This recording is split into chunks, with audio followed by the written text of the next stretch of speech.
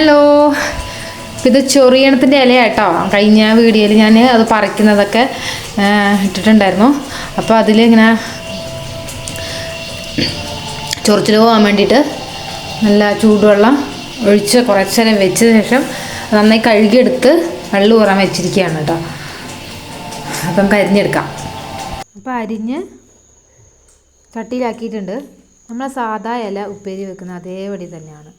അതിൻ്റെ ചൊറിച്ചിൽ മാറിക്കഴിഞ്ഞാൽ ഒരു കുഴപ്പമില്ല.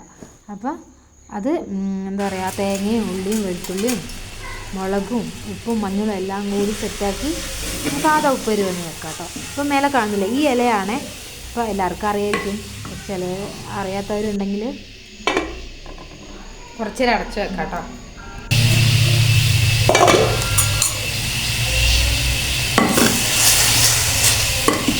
അപ്പോൾ ഓക്കെ, ചൊറിയണം തോരൻ ഉപ്പേരി റെഡി കേട്ടോ. അപ്പോൾ ഇതാട്ടോ നമ്മളെ ചൊറിയണത്തിൻ്റെ ഉപ്പേരിയാണേ. അച്ചാറും കുഞ്ഞു മീൻ കഷ്ണം. അപ്പോൾ ഇത് കഴിച്ചു നോക്കട്ടെ, എന്താ അവസ്ഥ എന്നറിയില്ല, അത് ചൊറിയോന്ന് അറിയില്ല. ആദ്യമായിട്ടാണ് കഴിക്കുന്നത്. തരാം.